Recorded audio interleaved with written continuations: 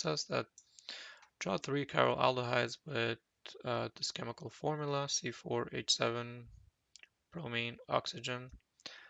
Um, right away, when I see this type of formula in organic chemistry, I want to do I want to see if there is a degree of unsaturation, and to find that there is a equation that says number of carbons, which here is 4, minus 1/2 number of hydrogens, which is 7, plus number of halogen, which we do have, is 1 bromine, um, minus nitrogen, we don't have any, uh, close parentheses, plus 1. We can see that 4 minus 8, 4 minus 4, sorry, 4 minus 4 plus 1 gives us a 1 degree of saturation. And since we're working with aldehyde, we know that an aldehyde has a carbonyl group that fills that 1 degree of saturation. So we know that actually probably coming from the aldehyde functional group. So let's start drawing these. Try drawing these 3 aldehydes with this chemical formula. Um, Simply, I would draw 4 carbon link chains, just like this to start with, just to experiment. So 1, 2, 3, 4. An aldehyde, the way I would give an aldehyde here is probably at the end, start at the end, right? So this is my aldehyde group here. Um, and um, and has a it looks like it has a my chemical formula has a bromine, and we need so we need to fulfill the chirality here, just to keep that in mind. So to begin, maybe I would start um, somewhere here. I would draw a bromine coming towards me. So looks like this actually fulfills our first chiral aldehyde, because if this bromine's coming at me, there's a hydrogen going out into the page.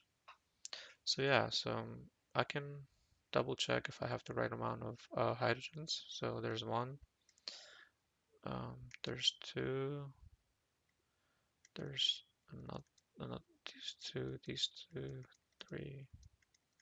So 1, 2, 3, 4, 5, 6, 7. Yeah, I have 7 hydrogens, a bromine, and a oxygen group. So this is our first um, chiral aldehyde. Let me just delete all these hydrogens. We don't actually need them besides that one. All right, let's try to draw our next chiral aldehyde, and I will keep the same link chain here of carbons, and I'll keep my aldehyde in the same position. This time I will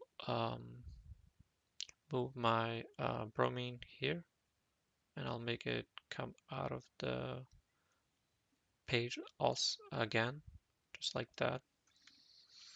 And this definitely looks like another chiral aldehyde that we have fulfilled. So yeah, so if this bromine's coming out of the page, there should be a hydrogen going into the page. So yeah, let's do another one with the same link carbon chains and my aldehyde again on the right. Here I can try to put the bromine here with the wedge, and my focus would be probably this carbon here, but right away I can see that there will be a hydrogen here and a hydrogen coming out like that.